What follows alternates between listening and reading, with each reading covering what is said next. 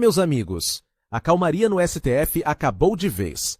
O que antes era um castelo de arrogância e silêncio, agora virou um campo de guerra interna. Depois que Alexandre de Moraes foi pego em mais uma decisão ilegal, que colocou o STF em apuros nos Estados Unidos, o clima explodiu. Fux e Gilmar Mendes bateram de frente em uma discussão que abalou os corredores da corte. Aquele discurso de união entre os ministros durou pouco. As máscaras caíram e o racha que o consórcio comunista tanto temia já começou. E você sabe, nenhuma casa dividida resiste por muito tempo. Esse é o início do fim do atual STF. E Alexandre Garcia trouxe provas e detalhes da bomba que explodiu lá fora e que pode mudar tudo aqui dentro. Então já deixa o like, comenta o que você acha dessa virada e fica comigo até o final deste vídeo. Porque o que está prestes a acontecer em Brasília pode ser o começo da justiça de verdade no Brasil. Lembre-se de se inscrever e ao final de deixar o gostei ou não gostei. Mas lá no Supremo também, nervosismo geral, né? O pessoal tomando copo d'água, batendo boca, Fux e Gilmar, né? Gilmar foi provocar Fux. E agora, mais uma, né? Essa brasileira americana, Flávia Magalhães, né? Vai acionar a justiça americana contra Moraes e mais todo mundo da primeira turma que sancionou as decisões de Moraes, de mandar prendê-la, né? Ela acha que policiais federais estavam monitorando ela numa manifestação de brasileiros, né? Ela mora nos Estados Unidos há 23 anos, ela é casada com um americano. Ela tem cidadania americana há 13 anos, nascida no Recife. Moraes mandou, em dezembro de 23, mandou prendê-la, né? E mandou bloquear o X. Ela teria feito afirmações falando em ligações de Moraes com o PCC. Mas aí ele não poderia, né? É incrível, ninguém acredita nisso. Que o próprio juiz que se sente caluniado é que manda prender a suposta caluniadora. Não faz o menor sentido isso. Isso não cabe em qualquer modelo de direito democrático, né? E com tudo isso, o Alcolumbre fica sentado em cima dos requerimentos dos senadores. É incrível.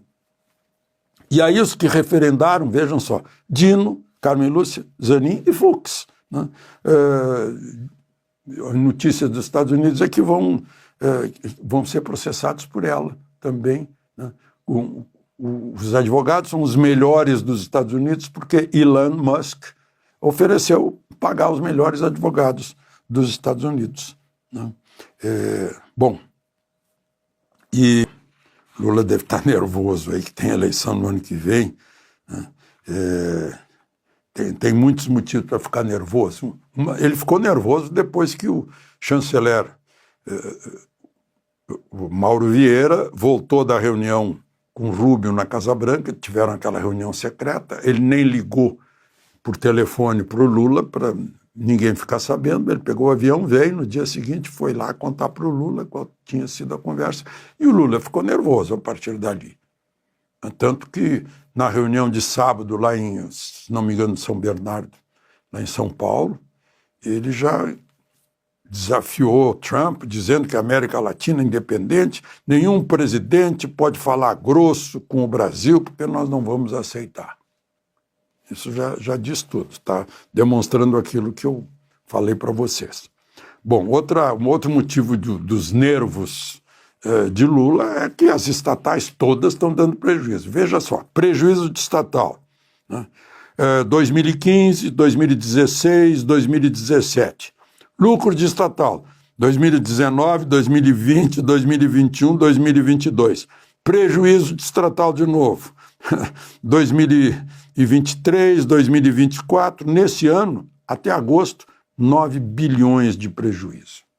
Então, soma esses dois casos, Flávia Magalhães e Felipe Martins, eu digo que vem coisa ainda mais séria que a Magnitsky para cima do Alexandre de Moraes. Essa é a minha aposta. A coisa não para por aí. O doutor Paulo Faria, ele disse que, pela leitura dos autos, que ele só teve agora acesso semana passada, ele descobriu uma coisa. Ele descobriu que o Alexandre de Moraes mandou a Polícia Federal do Brasil vir atrás da Flávia, em solo americano, e que um agente da PF, segundo ele, teria vigiado a Flávia em uma manifestação lá em Fort Lauderdale, em fevereiro desse ano. Tá? A Flávia, ela mora na Flórida e ela estava em uma manifestação, em fevereiro desse ano, uma manifestação política, né? Dessas que acontecem aqui também. E segundo ela, e segundo o Dr. Paulo, havia um agente da PF designado pelo Alexandre de Moraes para vigiá-la em solo americano. Isso é a alegação deles.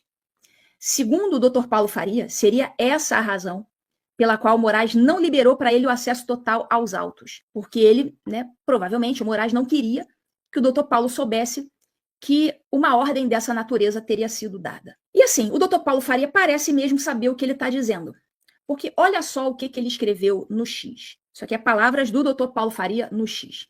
Não adianta esconder, ele como se estivesse falando para o Moraes. Moraes, não adianta esconder o documento de folhas 94, item 4, do ofício do Setor de Coordenação Geral de Cooperação Policial Internacional, CGCPOL/DCEPF, assinado por um delegado da Polícia Federal em 8 de janeiro de 2024 e encaminhado ao oficialato de ligação da PF em Miami, Flórida, destacando um policial federal para a façanha. Lembra do caso do juiz Marco Antônio Vargas, que teria dito que queria mandar jagunços para sequestrar o Alan dos Santos? Isso que a Flávia Magalhães e o Dr. Paulo Faria estão dizendo que aconteceu é considerado um ato hostil, até mesmo quase um ato de guerra, que é um Estado estrangeiro enviar jagunços para sequestrar o nacional, para monitorar o nacional. Lembrando que a Flávia é americana. Vocês já pararam para refletir sobre a gravidade disso? Um Estado estrangeiro, no caso o Brasil, enviando agentes do Brasil para solo americano para monitorar um americano? Para pensar assim, um segundo. Isso é ato hostil, praticamente um ato de guerra. E assim, eu já tenho informações de que essa questão da Flávia, ela já está com gente muito, muito grande aqui nos Estados Unidos. Então, se isso que a Flávia e o Dr. Paulo Faria estão dizendo for verdade, não custa nada para os Estados Unidos considerarem que o Brasil praticou um ato hostil aos Estados Unidos, de violação de soberania, ou mesmo um ato de guerra, um ato de terrorismo de Estado. Bárbara, você vê possibilidade do Bolsonaro sair dessa situação? Então, vejo. Porque a gente precisa explicar que estamos num regime de exceção. Regimes de exceção, eles tendem a cair. Mas antes dos regimes de exceção caírem, eles ficam mais bravos, mais violentos e mais truculentos. Então, nós estamos num processo que começou em 2019, nós já estamos em 2025 e a escalada de lá até aqui foi absurda. Não há mal nenhum que dure para sempre. E uma coisa que eu queria deixar clara para vocês, os ministros da Suprema Corte dizendo que em 64 era uma ditadura, porque as pessoas sumiam, porque as pessoas morriam. Eu queria lembrar que o Clezão já morreu. Só que tem um detalhe. Em 64 não tinha internet, não tinha redes sociais, não tinha velocidade de informação. Você poderia conseguir desaparecer com uma pessoa de uma forma mais rápida, mais fácil e que não teria grandes repercussões. Hoje é difícil você sumir com uma pessoa, matar uma pessoa e todo mundo não tomar conhecimento desse fato.